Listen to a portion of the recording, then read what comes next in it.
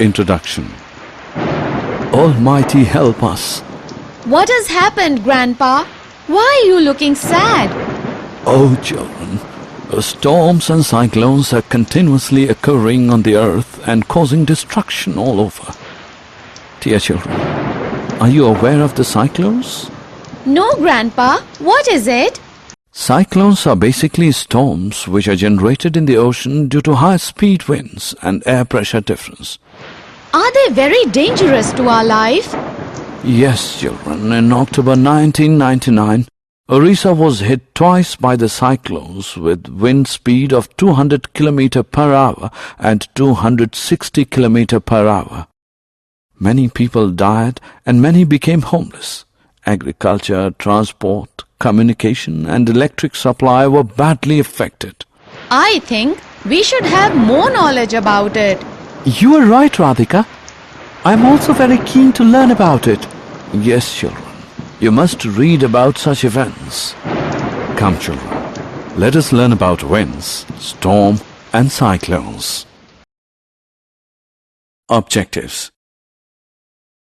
At the end of this lesson, you'll be able to define wind, explain air pressure, identify the application of air pressure in our everyday life, understand wind circulation over the globe, explain monsoon winds, thunderstorm, cyclone and tornado. Discuss the effects of cyclones and the safety measures to control it. What is wind? Ankit is trying to fly a kite, but the kite is not flying. What does he need to do? It is very simple. He should fly the kite in the direction of air. Moving air helps the kite to climb in the sky. We call this moving air as wind. Now the question comes, what causes air to move? Well, it is caused by differences in air pressure within our atmosphere. Air exerts pressure. Have you ever thought what helps our lungs to inhale the air? Well, it is air pressure, which forces the air into our lungs when we breathe in. Earth's atmosphere is made up of a number of gases. These gases exert pressure on the Earth's surface. We call this pressure as air pressure. The Earth's atmosphere is 80 km deep. As we move upwards, the air pressure decreases. Air also pushes pressure on our body. Activity.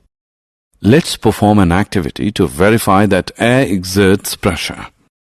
Take a tin can filled with half water and heat it on a burner. After the water starts boiling, blow out the burner and immediately put the lid on the can.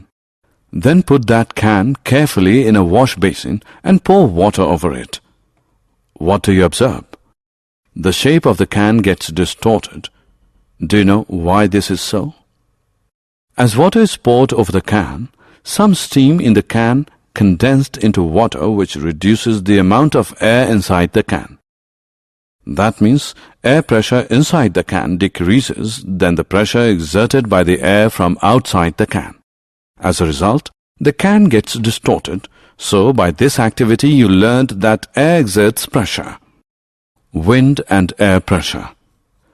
Do you know that high-speed winds can blow away the weak roofs of buildings?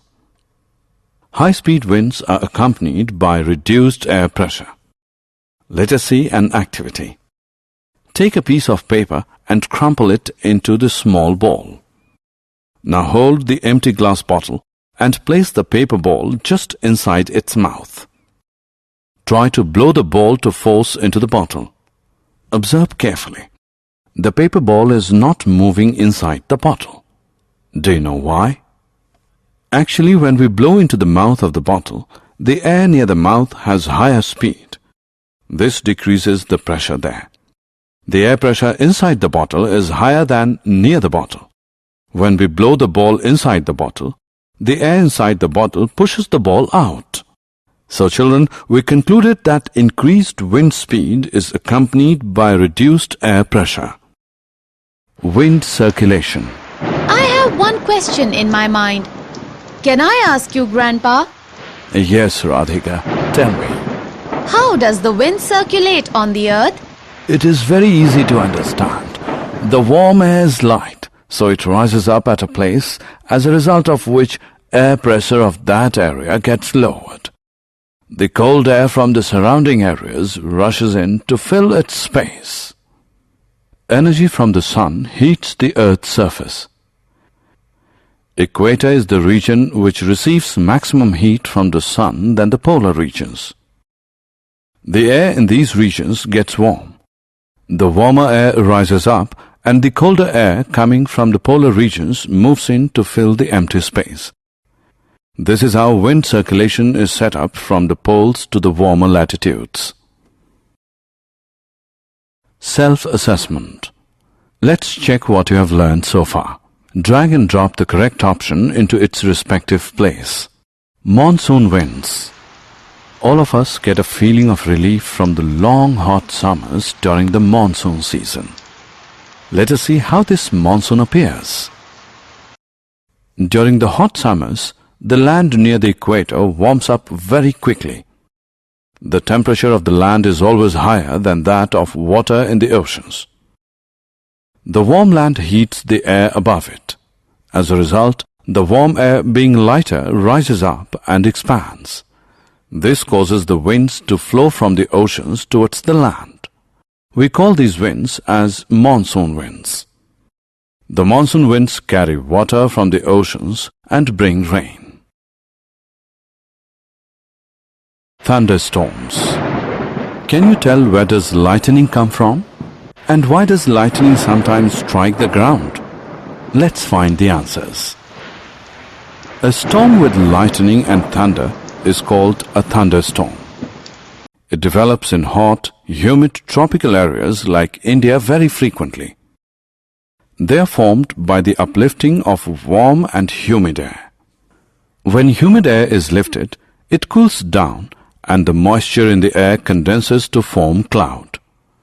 Water droplets in the cloud continue to grow in size.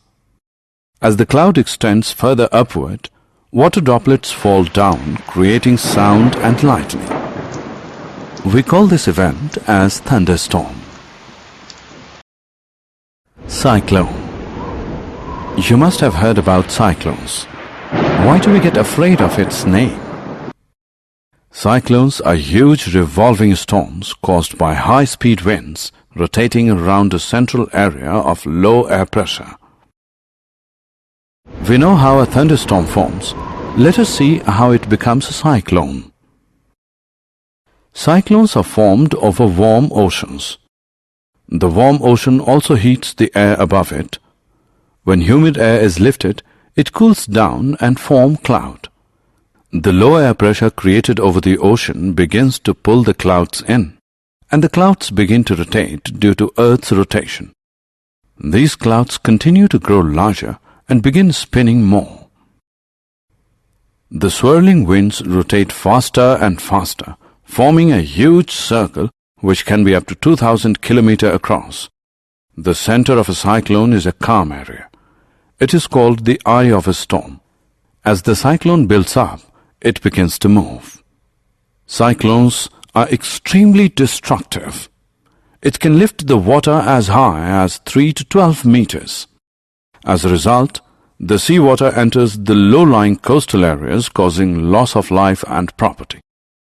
It also causes heavy floods. As a result, fertility of a soil can also be reduced. Now it has become to monitor cyclones with the help of satellites and radars. Tornado. A tornado is a violent rotating funnel cloud of air that reaches from the sky to the ground. The most violent tornado can lead to tremendous destruction. It can blow away large buildings, uproot trees, and hurl vehicles hundreds of yards. They may form within cyclones.